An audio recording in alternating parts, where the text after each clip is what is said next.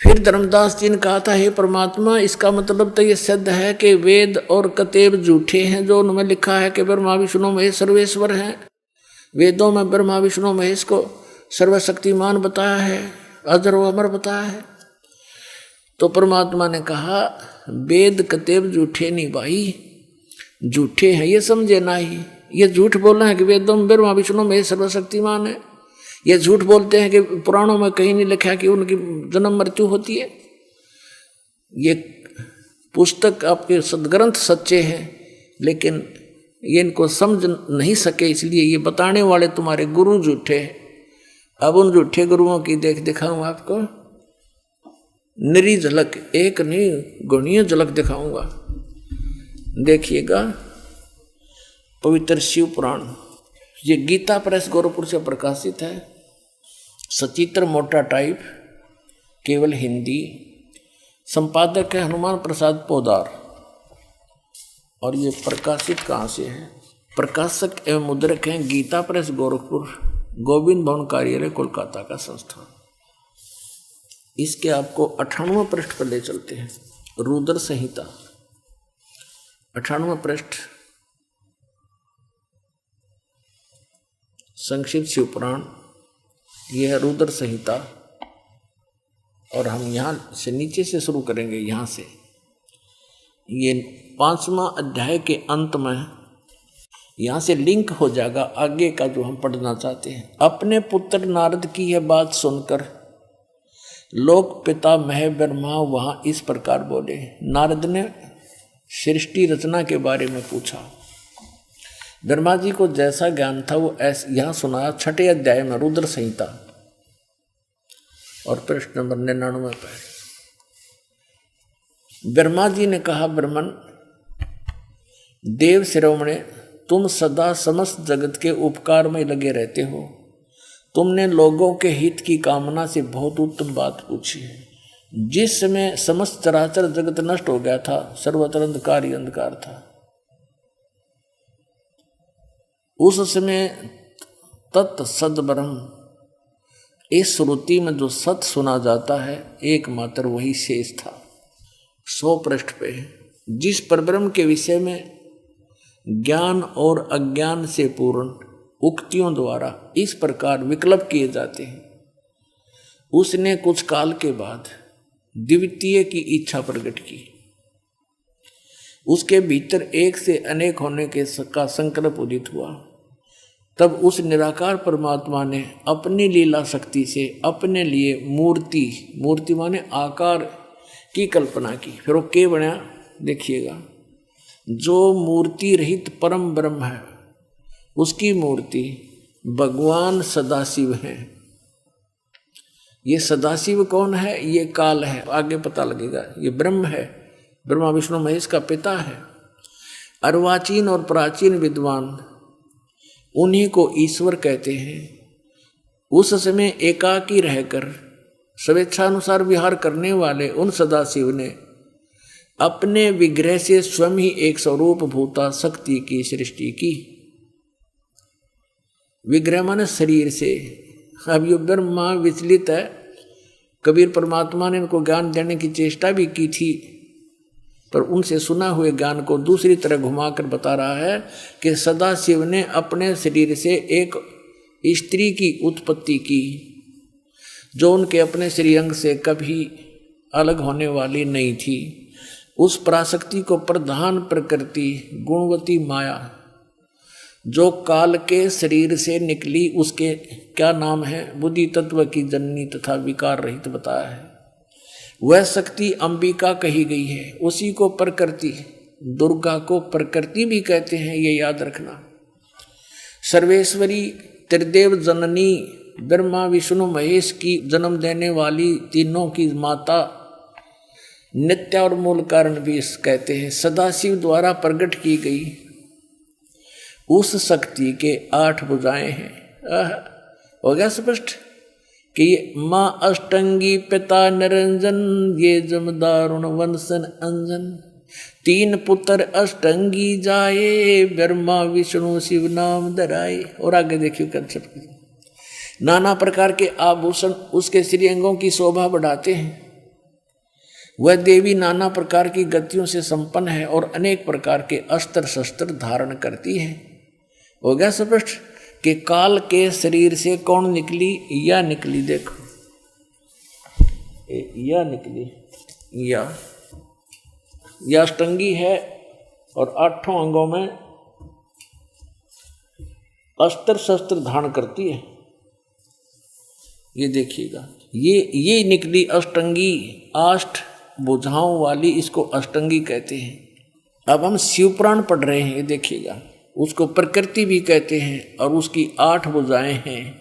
अष्टंगी है, वो तीनों देवताओं की माता है और वो अनेक प्रकार के अस्त्र शस्त्र धारण करती है।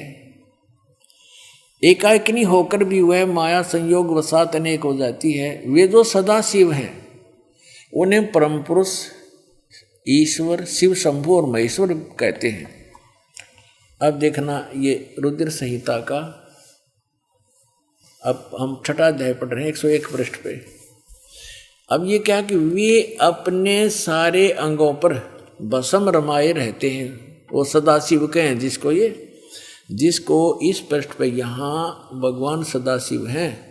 अर्वाचीन और प्राचीन विद्वान उसी इन्हीं को महेश्वर कहते हैं। ये कौन है?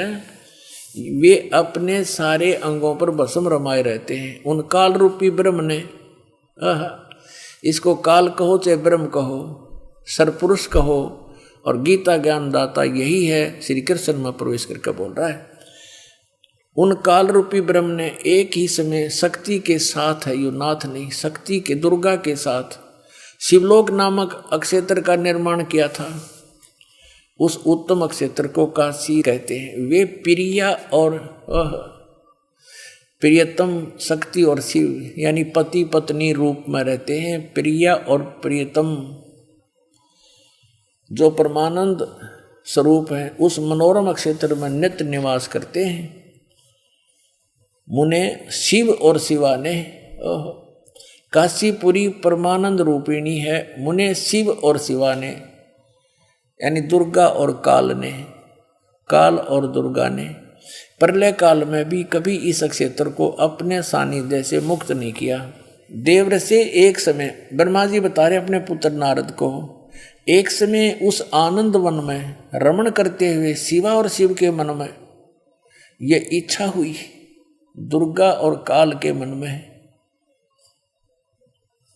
कि दूसरे पुरुष की सृष्टि करनी चाहिए, यानी कोई पुत्र उत्पन्न करना चाहिए, जिस पर सृष्टि संचालन का महान भार रखकर हम दोनों केवल काशी में रहकर इच्छा अनुसार विचरें और निर्वाण धारण करें। ऐसा निश्चय करके शक्ति सहित सर्वव्यापी परमेश्वर शिव ने, इस काल ने अपने वाम भाग के 10वें अंग पर अमृत मल दिया। फिर तो वहाँ से एक पुरुष प्रकट हुआ, यानी इन्होंने पति पत्नी व्यवहार किया, काल और दुर्गा ने, और वहाँ से एक पुत्र की उत्पत्ति हुई। देखिएगा 102 पृष्ठ पे, 102 पृष्ठ पे शिव ने कहा, वो बालक उत्पन्न हुआ, उसके कहा कि वत्स, काल ने कहा बेटा व्यापक होने के कारण तुम्हारा विष्णु नाम विख्यात हुआ। अब ये 6वां अध्याय समाप्त हुआ। अब ये 7वां प्रारंभ हुआ रुद्र संहिता का, और 103 पृष्ठ पे ब्रह्मा जी अपने विषय में बताते हैं। ये तो विष्णु की उत्पत्ति बता दी ब्रह्मा जी ने, अपने विषय में बताते हैं कि ब्रह्मा जी कहते हैं देवर से, तत्पश्चात कल्याणकारी परमेश्वर सांब सदाशिव ने, इस काल ने दुर्गा के साथ वही व्यवहार किया, पूर्ववत प्रयत्न करके मुझे अपने दाहिने अंग से उत्पन्न किया। सीधी सी बात है। आगे तो ये नहीं इतना कुछ लिख रखा है, आदमी वो मेंटल हो जाए पढ़ता पढ़ता। हमने अपने काम की वस्तु लेनी है। अपने आत्माओं, यहाँ इस पवित्र पुराण ने ये तो सिद्ध कर दिया कि ब्रह्मा और विष्णु की उत्पत्ति दुर्गा और सदा शिव यानी काल रूपी भगवान से हुई। ये इनके पुत्र हैं। अब यहाँ अनुवाद करता इस बात से विचलित हो गया कि शिव से शिव की उत्पत्ति कैसे लिखूं, इसमें तो लिखा हुआ है, यहाँ तो लिखा नहीं। लेकिन आगे कहते चोर चुरावे तुमबड़ी, वो गड्ढे पानी में, वह गड्ढे वह ऊपर आओ, सच्चाई छानी ना। ये देखिएगा ये वही शिव पुराण है, हम आपको सुना रहे हैं। अब हम इसके 110 पृष्ठ पे आपको ले चलते हैं। ये रुद्र संहिता ही चल रही है और संक्षिप्त शिव पुराण 110 पृष्ठ पे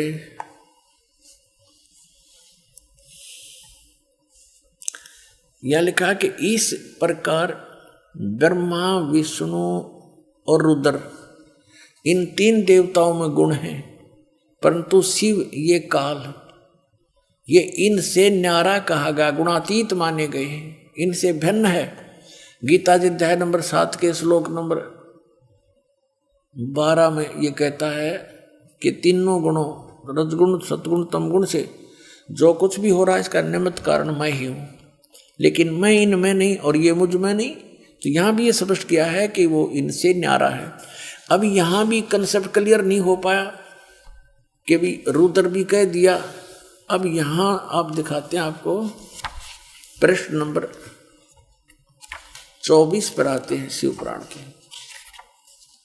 ये देखो, एक समय क्या हुआ, ब्रह्मा और विष्णु जी का आपस में इस बात पर युद्ध हो गया कि ब्रह्मा जी कहता है विष्णु जी को कि मैं तेरा बाप हूं, तेरी उत्पत्ति मुझसे हुई है क्योंकि मैं सबकी सृष्टि करता हूं। विष्णु जी कहने लगे नहीं, मैं तेरा पिता हूं, तू मेरी नाभि कमल से उत्पन्न हुआ है। ये कारण क्या होता है कि जिन महापुरुषों, ऋषियों ने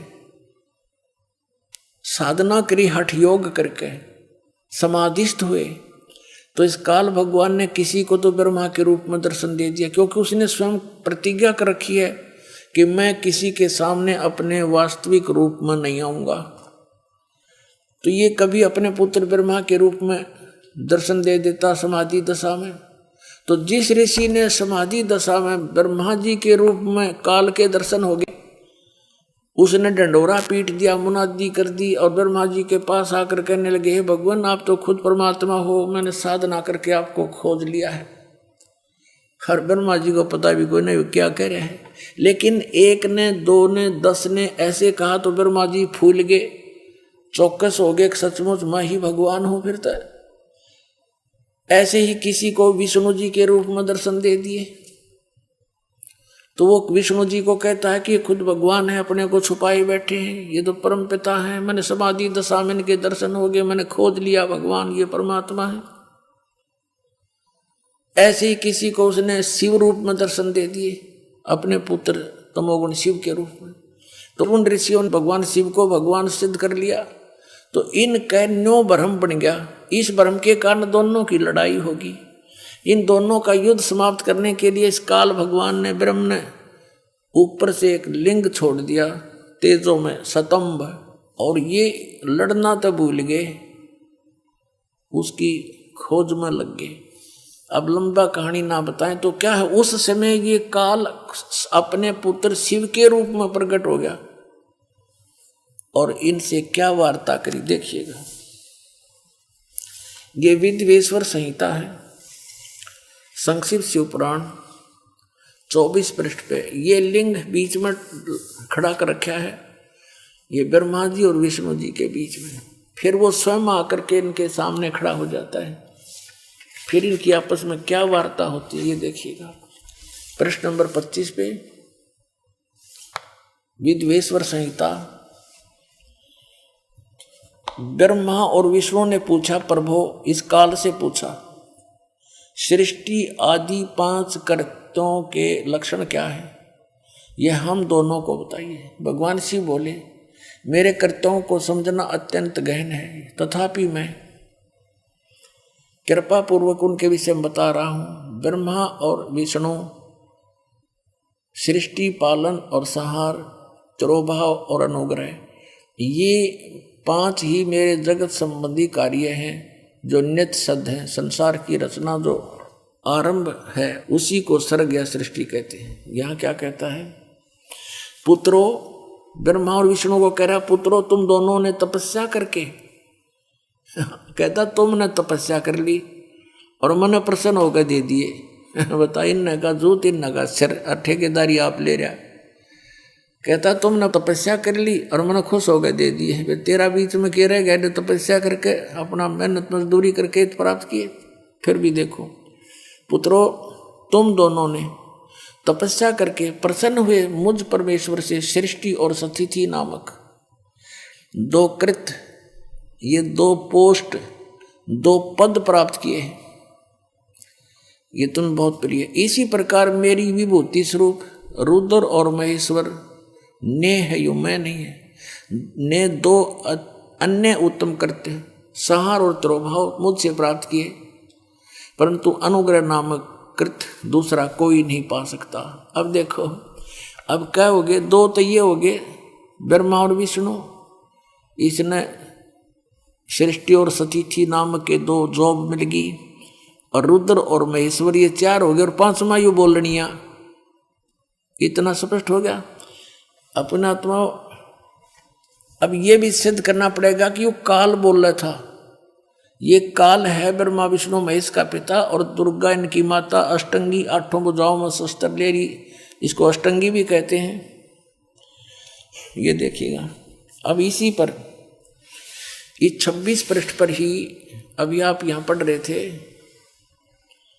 और अब यहाँ पढ़ेंगे हम इसी पर। मैंने पूर्व काल में अपने स्वरूपभूत मंत्र का उपदेश किया है, जो ओंकार के रूप में प्रसिद्ध है।